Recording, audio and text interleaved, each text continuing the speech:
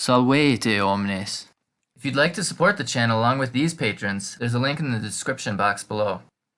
In the last Intermediate Latin series, we investigated a story about Perseus from Ricci's Fabulae Faciles. And in this series, we will go through another story in this book about Hercules.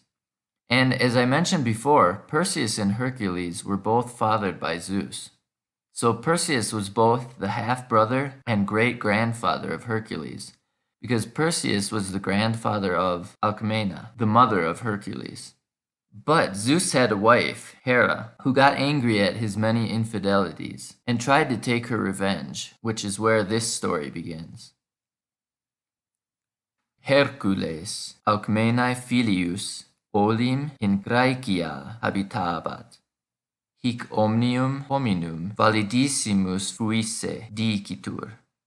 At Juno regina deorum Alcmenam oderat, et Herculem adhuc infantem necare voluit.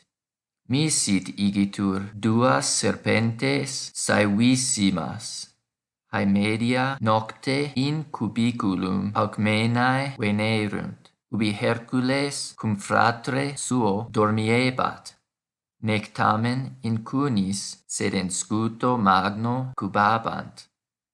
Serpentes iam apropinquaverant, et scutum movebant. Itaque pueri e somno excitati sunt. Okay, let's go through this. The first sentence should be easy to understand. Hercules, Alcmenae filius, olim in Graecia habitabat. Hercules, the son of Alcmena, once lived in Greece. Then we have hic omnium hominum validissimus fuisse dicitur. Here, hic means he, because it's like saying this one. Validus means valiant or strong. Issimus is the superlative ending, like adding est, est, to English words. So this means strongest. Fuisse is the perfect form of the infinitive. We don't have a form like this in English. We have to say, to have been. So this is, he is said to have been the strongest of all men.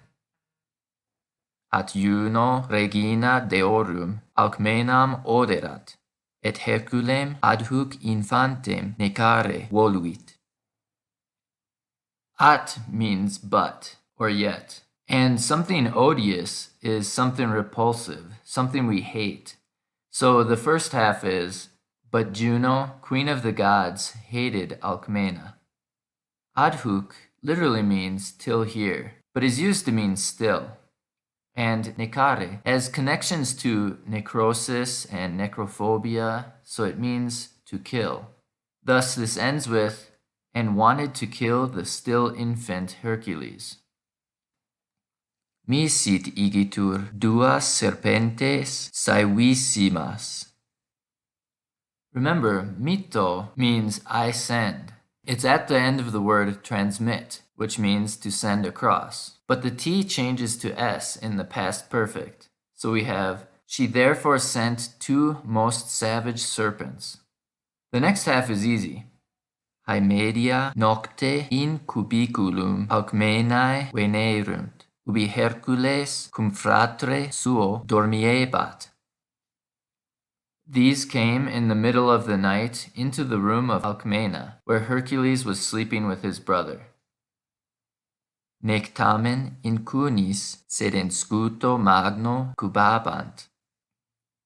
Nec is an abbreviative form of neque, so this means and not.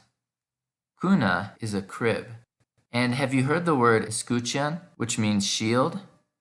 This came from the word scutum, but was filtered through Norman French, hence the sound change.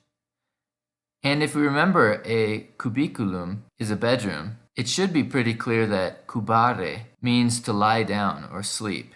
So we have, they did not, however, lie in a crib, but on a great shield. Serpentes iam apropinquaverant, et scutum movebant. Itaque pueri e somno excitati sunt.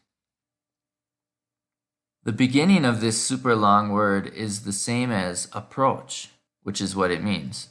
But it is a combination of three words, ad plus prope plus hinc, toward, near, here.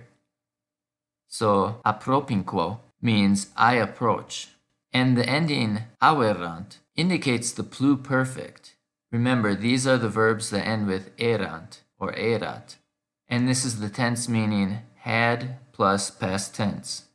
So we have the serpents had now approached and were moving the shield. Thus the boys were roused from sleep. Okay, in the next lesson we'll see what happens with these serpents. See you then. Be sure to like, subscribe, and share, and if you can, help support the channel on Patreon, where there are audio downloads and transcripts of each dialogue and story. Gratias!